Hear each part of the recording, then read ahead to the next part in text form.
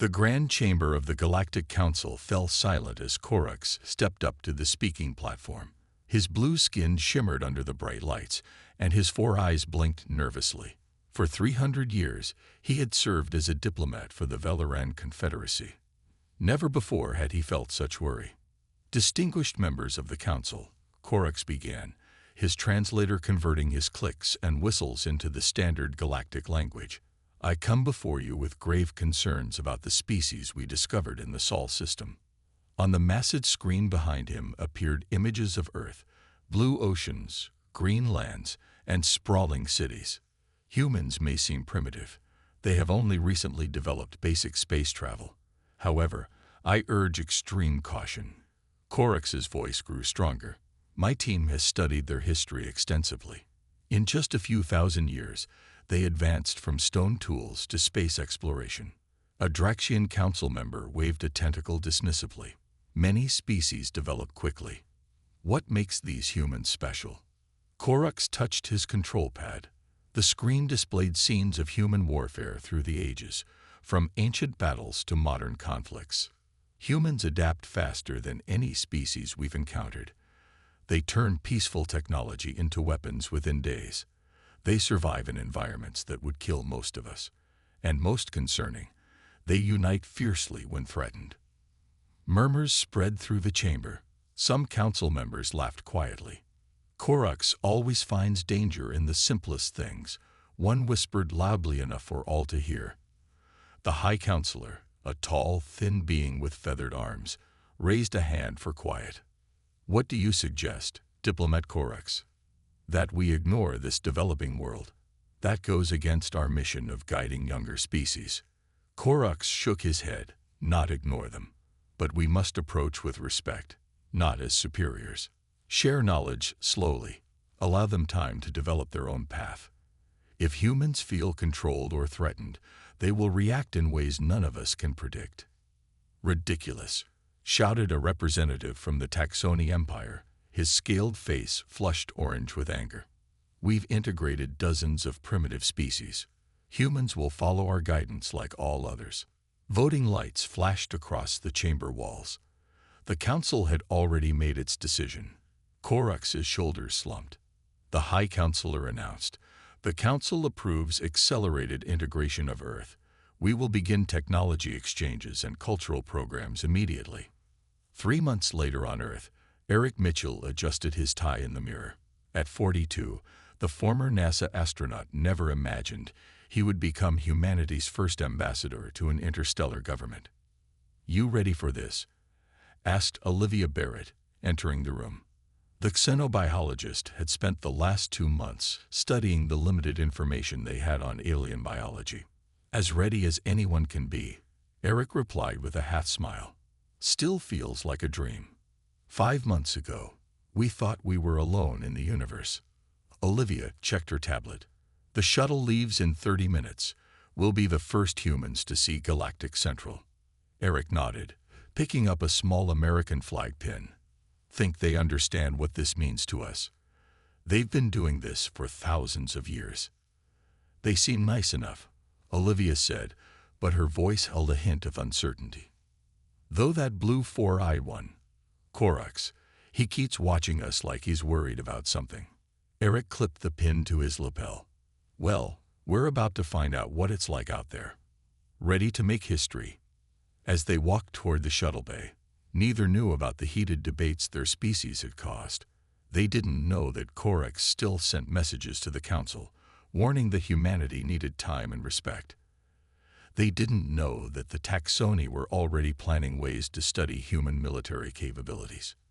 Earth was stepping onto the galactic stage, unaware it was already being underestimated, and that would prove to be the greatest mistake the galaxy could make. 5 years passed since humans first learned they were not alone in the universe.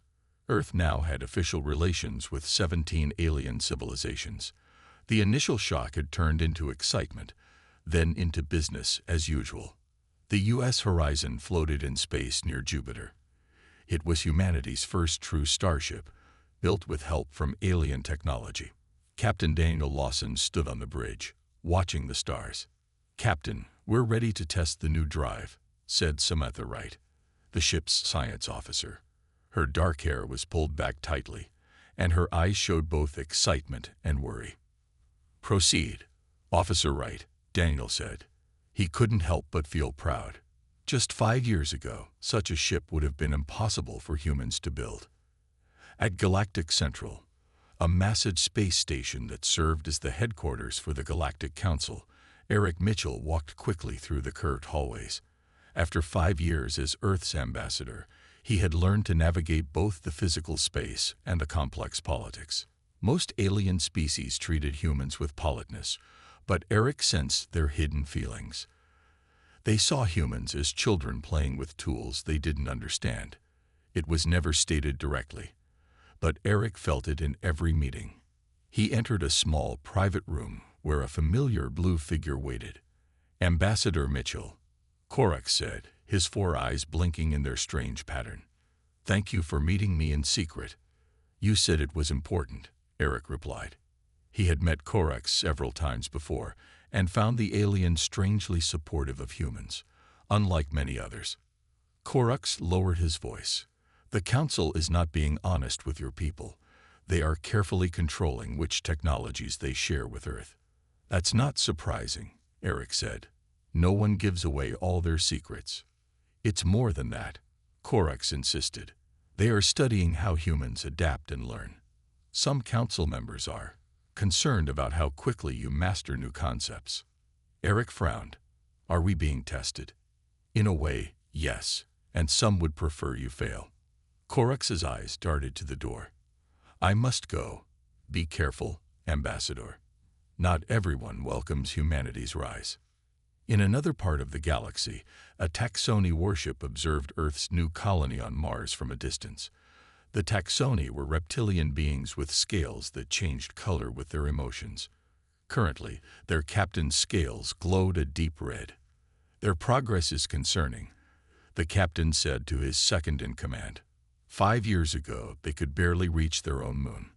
Now they have a settlement on Mars and ships that can travel to the edge of their system. "Should we be worried?" asked the second-in-command. "The old Velaran, Korax, thinks so. He keeps warning the Council about humans." The captain's scales shifted to orange. "But where he sees danger, I see opportunity. If humans are as adaptable as he claims, imagine if we could control that power. The Council would never approve direct interference."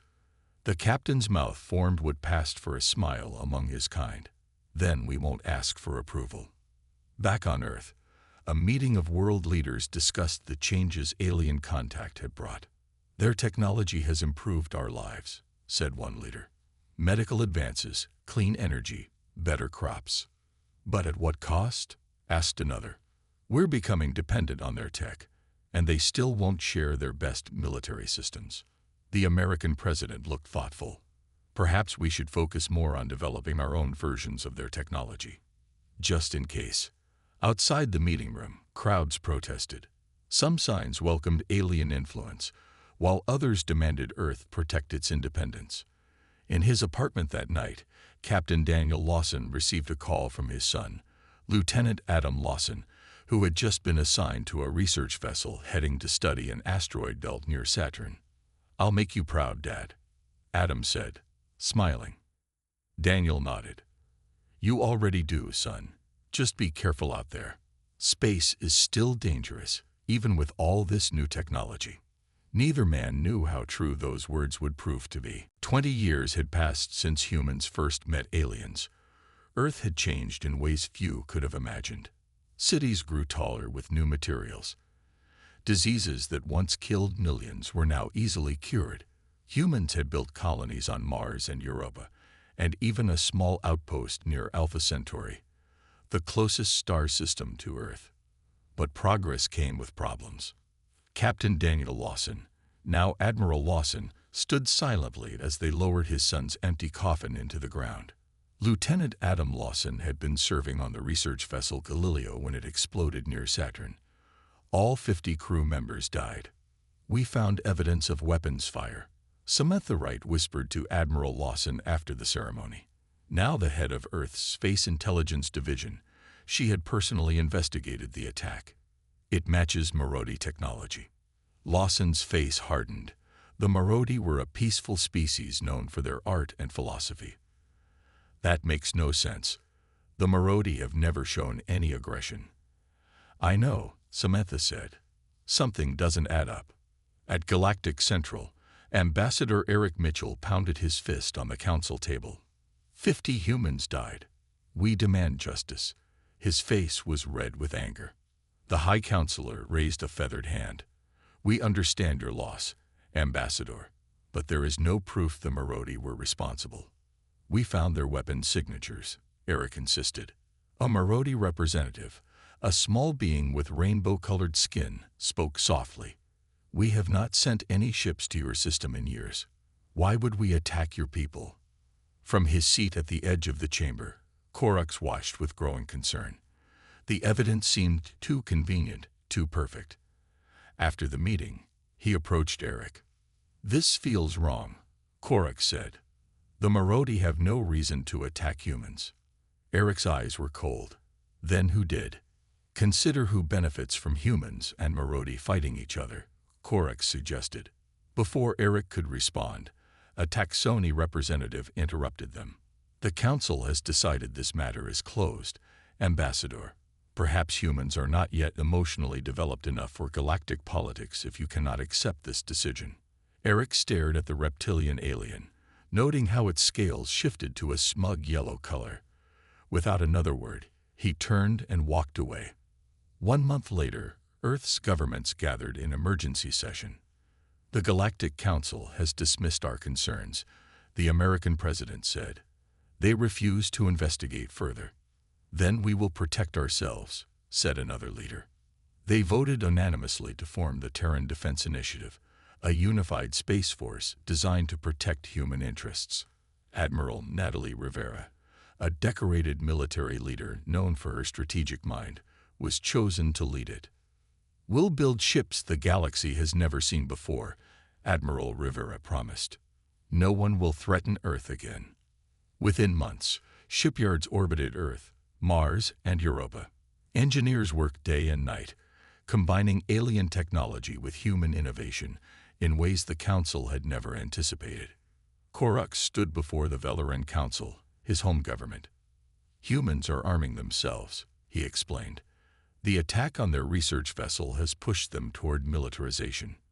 You've always been too concerned about these humans, said the Velaran Prime. They're just another young species learning their place. That's exactly what I've been trying to tell you, Korax insisted. Humans don't accept their place when they feel threatened. They fight back. Your obsession with humans has clouded your judgment, the Prime declared. You are removed from your council position until further notice. As Korax left the chamber, his communicator beeped. It was a message from Eric. You were right. We found proof the Taxoni faked the attack. But it's too late. Earth is preparing for war. Korax closed his eyes in despair. Everything he had warned about was beginning to happen, and no one would listen until it was too late. 10 years had passed since the attack on the Galileo. Earth had changed dramatically. What began as a defensive initiative had grown into a powerful space fleet. Ships with the Earth flag now patrolled human colonies and trade routes. Kevin Powell worked late in his lab on the moon base. As Earth's leading scientist in alien communications, he had been studying the quantum transmission technology the Galactic Council had shared with humans. Something about it had always bothered him. There it is, he whispered as his screen displayed a hidden code in the transmission patterns. I was right. He immediately called Admiral Rivera, who arrived at his lab within hours. It's a backdoor, Kevin explained, pointing to his findings. Every message we send using their technology can be monitored by the Council. They'd been listening to all our communications for 30 years. Admiral Rivera's face remained calm, but her eyes flashed with anger. How long have you known? I suspected for years, but I only confirmed it today. Don't tell anyone else, she ordered. We'll use this to our advantage. At Alpha Centauri, Earth's farthest colony faced a crisis. 6 Taxoni warships had taken position between the colony and its supply routes. "This is Taxoni, Commander's Rax," came the transmission. "This system contains resources claimed by the Taxoni Empire. Your colony must leave immediately." The colony governor contacted Earth. Within hours, Admiral Rivera arrived with 3 ships that seemed too small to challenge the Taxoni force. "This is Admiral Natalie Rivera of Earth. Our colony stays. Leave now or face consequences." The Taxoni commander laughed. "Your tiny fleet cannot stand against us. The Council has restricted your weapons technology." "We don't need their weapons," Rivera replied calmly. When the Taxoni ships moved to attack, the Earth vessels did something impossible. They jumped to speeds no Council species had achieved in small ships. They moved so quickly they seemed to disappear and reappear around the Taxoni vessels. Within minutes, all 6 Taxoni ships were disabled without a single life lost. The Earth ships had targeted only engines and weapons systems with surgical precision. News of the incident spread quickly through the galaxy. Species that had dismissed humans as primitive newcomers now watched with growing concern. On Galactic Central, an emergency council meeting was called. "Humans have developed technology beyond approved levels," a council member argued. "They must be sanctioned." "They were defending their colony," another countered. "The Taxoni provoked them." Eric Mitchell, still Earth's ambassador after 30 years, spoke firmly. "Earth honors Council regulations, but we will not allow threats to our people. The Taxoni Empire has harassed our colonies and ships for years. This time, we defended ourselves." As the debate raged, Korax waited in a small side room. No longer a council diplomat, he lived in semi-exile among his people. When Eric finished at the council, they met in secret. "The council is planning to contain Earth," Korax warned. "Several species fear your rapid advancement. They want to place restrictions on human expansion." Eric nodded grimly. "We suspected as much. That's why we've been developing technologies they don't know about." "Like your new ships?" Korax asked. "No one believed humans could create such fast, maneuverable vessels. We took the FTL drive they shared with us and completely redesigned it," Eric explained. "They thought the design was inefficient for small ships, but our engineers found a different approach." Korax looked troubled. "Eric, I've spent 30 years warning about humanity's potential. I believe humans could be dangerous if threatened. Now I fear I was right." "You were right," Eric admitted. "But you missed something important. We don't want conflict. We just won't be controlled or threatened." "The galaxy is not ready for that kind of thinking," Korax said sadly. "And I've learned something disturbing. The Taxoni aren't acting alone. 4 other species are working with them, planning something bigger than a blockade." Eric's eyes narrowed. "Then Earth needs to be ready." "The Galactic Council has spoken," announced the High Counselor. "Earth and all human colonies will be quarantined until further review of their technological development." Voices filled the Grand Chamber as representatives from 100 worlds reacted to the decision. Eric Mitchell stood silently, his face showing no emotion even as his fists clenched at his sides. "On what grounds?" he finally asked. "Destabilizing technological innovation and cultural incompatibility with galactic norms," replied the High Counselor. "The quarantine begins immediately. Any human ship attempting to leave your solar system will be turned back." Eric looked around the chamber.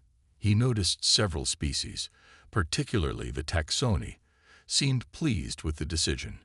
Others looked uncomfortable but remained silent. "Earth will remember who stood with us today," Eric said, "and who stood against us." Then he turned and walked out of the chamber.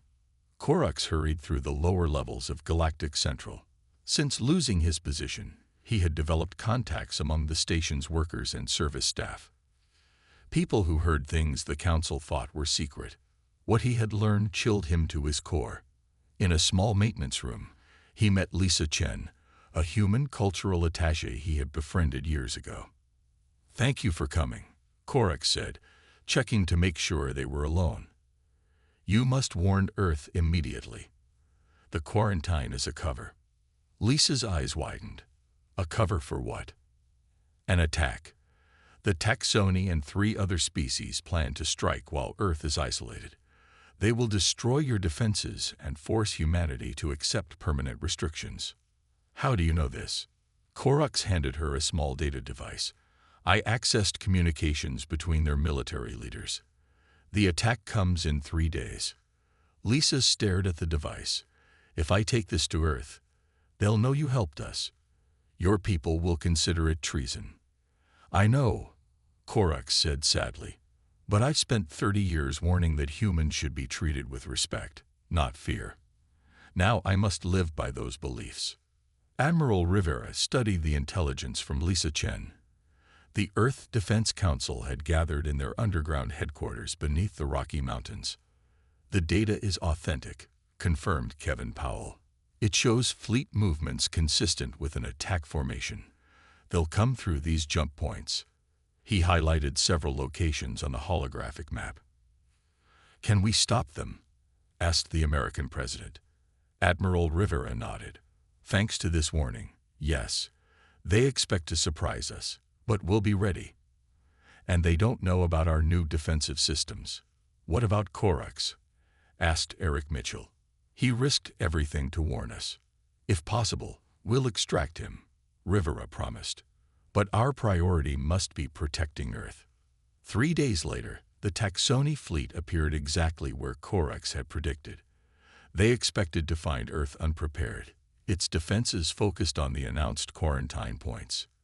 Instead, they faced a fully prepared human fleet. The battle lasted less than an hour. Earth's ships moved with impossible speed, their weapons more advanced than anything the Taxoni had expected. Half the attacking fleet was disabled before they could fire a single shot. On his flagship, the Taxoni commander watched in horror as his ships were systematically crippled. How did they know? He hissed, his scales turning pale with fear.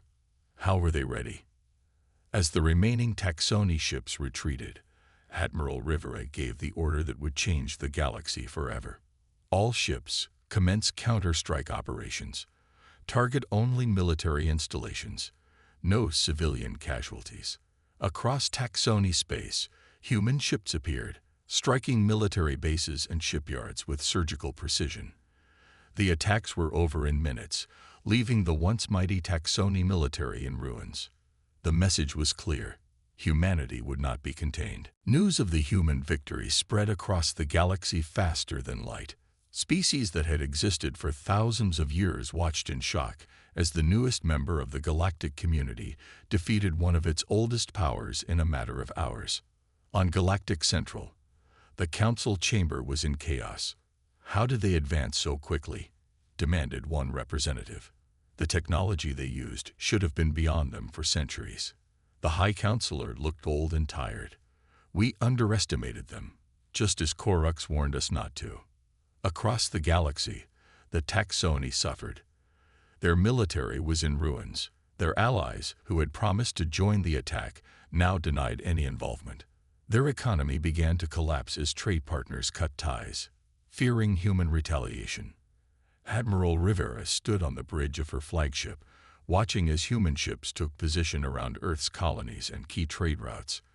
In just 1 week, Earth had established a defensive perimeter that spanned multiple star systems. Admiral called her communications officer. We're receiving thousands of messages from across the galaxy. Many species want to establish direct relations with Earth, bypassing the Council. Rivera nodded. Send them to diplomatic corps. And what about our special operation? Success. Admiral, Commander Butler's team has extracted the target. Commander Ryan Butler led his team through the back corridors of a transport ship. In the center of their formation walked Korax, his blue skin pale from stress and exhaustion. My government has branded me a traitor, Korax said quietly. After 40 years of service, Earth remembers its friends, Ryan assured him. You saved countless lives by warning us. You'll have asylum with us for as long as you need it. Korax's 4 eyes blinked rapidly, his species equivalent of holding back tears. I never wanted conflict. I only wanted the galaxy to show humans proper respect. That respect has been earned now, Ryan said, though not in the way anyone wanted. 1 month after the battle, Eric Mitchell addressed the Earth Defense Council. The galaxy has changed, he explained. The Council has split into factions. Some want to unite against Earth. Others seek alliance with us. Several smaller species who were previously dominated by the taxonomy now look to us for protection. Can we trust any of them? Asked the American president. Eric gestured to Corax, who now served as Earth's advisor on alien affairs. Some, yes. But we must be careful. Our military advantage is temporary. We surprised them once, but they're studying our technology now. Without allies, we cannot stand against a united galaxy. Corax stepped forward. For centuries, the Galactic Council maintained order through superior technology and age. You've shown that innovation can overcome tradition. Many species find this inspiring. Admiral Rivera studied the galactic map. We don't want to rule the galaxy. We just want to be left alone to develop in our own way. Sometimes the most powerful position is not to dominate, Corax suggested, but to lead by example. On the Taxoni homeworld, crowds filled the streets. Their once mighty empire was crumbling.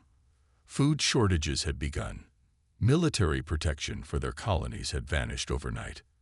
In the imperial palace, the Taxoni emperor's scales had turned a dull gray, the color of defeat. How could primitives do this to us? He demanded of his advisors. We've ruled our section of the galaxy for 2,000 years. They adapted faster than we thought possible, said his chief scientist. They took our technology and improved it in ways we never imagined. And they knew we were coming, added his military commander. Someone betrayed us. The emperor hissed in anger. Find who helped them, and prepare our remaining forces. This isn't over. But even as he spoke, news arrived that 3 Taxoni colony worlds had declared independence, seeking protection from Earth. The empire that had stood for millennia was falling apart in days. Corax's warning had come true. Humans, when threatened, had become more dangerous than anyone imagined possible. And now, the galaxy would never be the same again. 5 years passed since the war between humans and the Taxoni. The galaxy had transformed in ways no one could have predicted. Where once the Galactic Council ruled supreme, now a new alliance had formed. Earth led a coalition of species who valued innovation and cooperation over tradition and control. The old council still existed, but with much less power than before. Admiral Natalie Rivera, now retired, walked along the beach near her home in Florida. The morning sun sparkled on the water as she watched a strange sight: alien children playing with human children in the waves.